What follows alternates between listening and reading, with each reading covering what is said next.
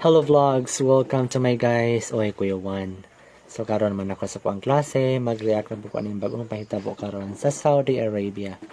Wherein nanapoy usa ka Pinoy or OFW ang nahatulan og bitay or death penalty. Kay nasangkot na ni siya sa pagpatay sa usa ka Saudi Arabia national. We do not know kung tinuod ni siya or bintang lang.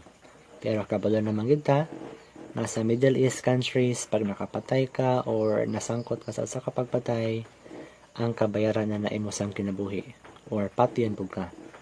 It's not new to us. Now, here's the thing. Ang comment ni Presidente Marcos ani nagkanayon.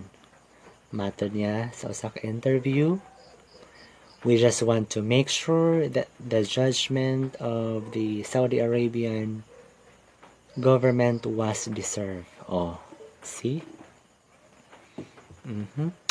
Kahibaluan nga sa panahon ni President Duterte, way ubay sadto ang mga Pinoy nga nahatulan og bitay sa Middle East countries. Pero pinaagi sa iyang paghangyo sa hari dadto, napauli ang Pinoy diri, napauli ang OFW diri nga buhi og safety.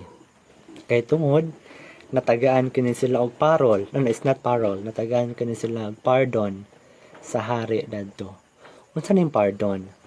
Kining pardon mo ni ang powers o sa presidente to stop or cancel the punishment of a convicted criminal. So diha nato makita kung unsa ka gamhanan, unsa ka isog ug unsa ka influential si President Duterte. Di ba? Balaod gina sa gawas. Kung makapatay ka, patiyon jud ka. But pinaagi sa influence ni President Duterte na pauli gito mga Pinoy dari nga buhi, wala gito napatay. So ingana siya ka kuan. Anay malasakit sa ato ang mga OFW no. Unang, let's give all the Dutertes a seat in the senatorial position this coming election. Char, nampan yung person. Dito ka mo na banse-banse na guys. Total nakabulon na magitan tanan sa panghitabo kaniadto sa panahon ni former President Duterte. So this time lantaw natin nga video para ma-compare kanito kung kinsa nga presidente ang naagi malasakit sa tuang mga overseas Filipino workers. Higit 2 dekadang nagtrabaho bilang kusinero sa Middle East si Roderick Aguinaldo. Pero nasangkot siya sa pagpatay sa isang Pakistani sa Bahrain. May 2017 nang hatulan ng korte si Roderick ng kamatayan. 1 taon mula nang unang sumulat si Pangulong Duterte kay King Hamad bin Isa Al Khalifa ng Bahrain, ibinaba sa life imprisonment ang naunang hatol na bitay kay Roderick. Muling sinulatan ng Pangulo ang hari ng Bahrain para naman sa panibagong hiling na pardon para kay Roderick. Wala pang 1 taon mula nang maibaba sa life imprisonment ang hatol na bitay, nakalaya si Roderick Aguinaldo matapos na mabigyan ng royal pardon ng hari ng Bahrain. Agad na ipinaabot ng Pangulo ang pasasalamat sa hari ng Bahrain sa pagpardon kay Aguinaldo kasama ng 15 pang OFWs. Masasabi ko na ito yung pinakamatinding himala na nangyari sa buhay namin. Ibinunyag naman ni Pangulong Duterte kung paano nailigtas sa parusang bitay ang Pinay overseas worker na si Jennifer Dalquez sa UAE.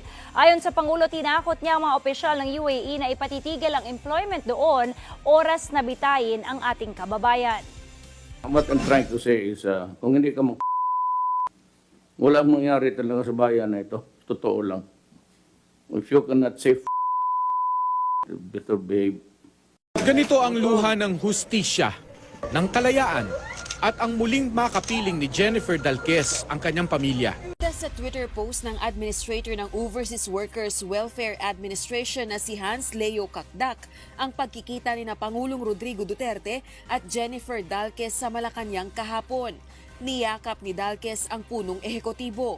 Batay sa tweet ni Kakdak, tearful at joyous ang pagkikita ng dalawa.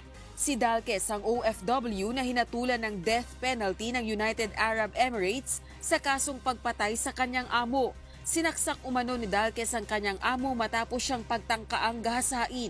Ayon kay Pangulong Duterte, nagbanta siya sa UAE hinggil sa kaso ni Dalquez. Sabi ko kasi, sabi ko, Tayo ninyo yan. Sabihin ko sa inyo. Naghihinagpis ang magkakapatid na Dimapiles nang makumpirmang kapatid pala nila si Joanna Daniela Dimapiles ang natagpuan sa loob ng freezer sa Kuwait.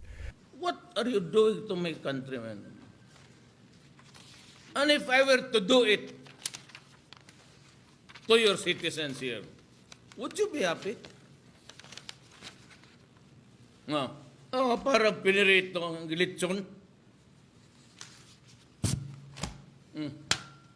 Is there something wrong with your culture? Is there something wrong with the values? Potang inaprinansya yung katawan. There will be no more recruitment for especially domestic helpers.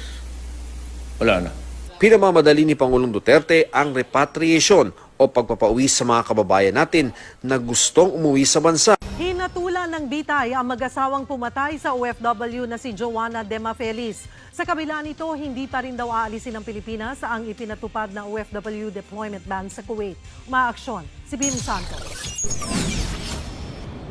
Nabawasan daw kahit paano ang bigat na nararamdaman ng mga kaanak ni Joanna Demafelis, ang OFW na pinatay at itinago ng kanyang mga amo sa freezer sa Kuwait. Bitay kasi ang naging hatol ng korte sa Kuwait sa mag-asawang sospek na sina Nader Esam Asaf at Mona Hasun.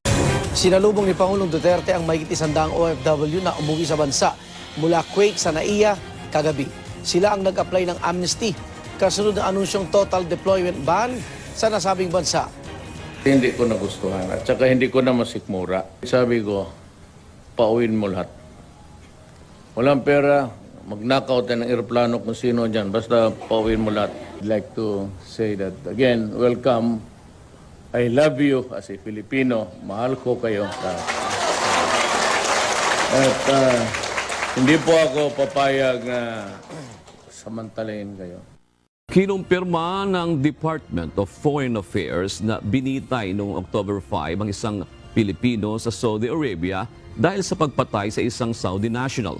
Ayon kay Romel Romato, Charge d'Affaires Philippine Embassy sa Riyadh, isinagawa ang pagbitay ng walang abiso sa pamilya nito o sa embahada alinsunod sa lokal na batas. Naharap ang Pilipino sa parusang kisas o retribution kaugnay ng alitan sa pera.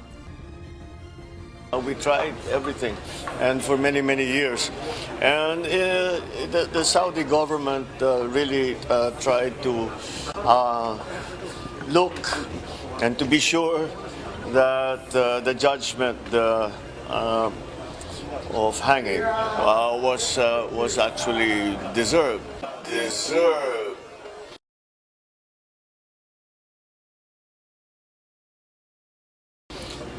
Nonetheless, we appealed to the better natures, I guess, of our friends in Saudi Arabia. The law there is very strict, and one of ours has been taken away.